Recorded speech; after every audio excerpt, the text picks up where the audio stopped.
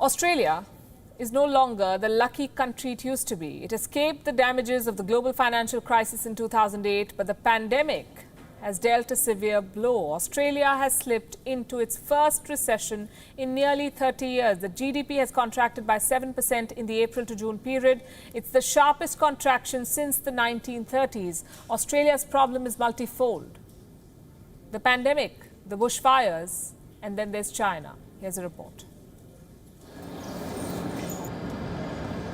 The Australian economy used to run tirelessly.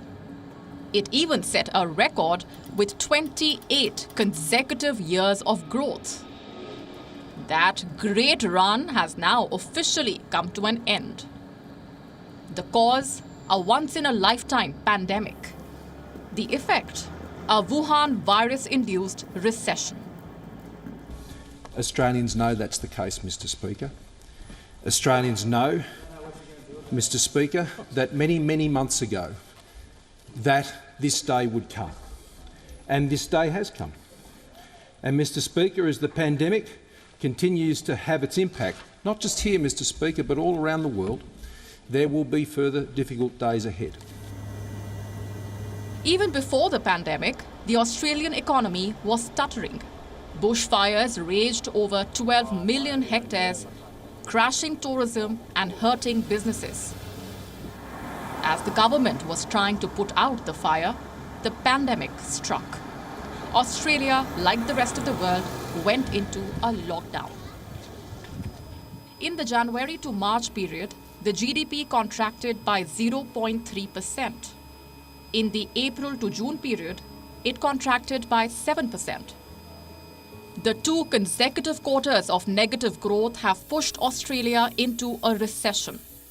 Its first since 1991. Even the global financial crisis in 2008 could not hurt Australia. It was the only major economy to avoid a recession. But the pandemic has dealt the lethal blow. Australia has lost its famous tag of the lucky country. Nearly 1 million Australians have lost their jobs. The government has pumped close to $150 billion as economic stimulus. If they don't announce significant changes in the October budget, and that remains to be seen, there will be a big pullback in terms of government support. So that's another danger zone for the economy that final 3 months of the year. Australia has done better than most of the major economies in controlling the virus outbreak.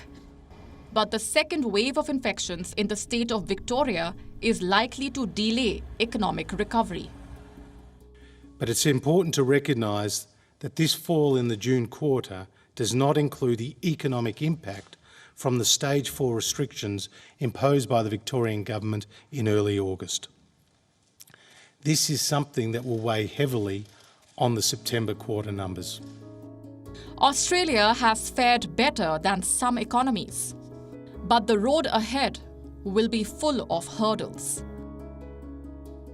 Australia relies excessively on its largest trading partner, China. Steady exports of coal, iron, and other natural resources to China contribute to Australia's consistent growth. But now, China has slapped tariffs after Australia called for a probe into the origins of the Wuhan virus. Australia's problems are both external and internal. The time is right for a hard reset, both economically and politically. Bureau Report, WION World is One.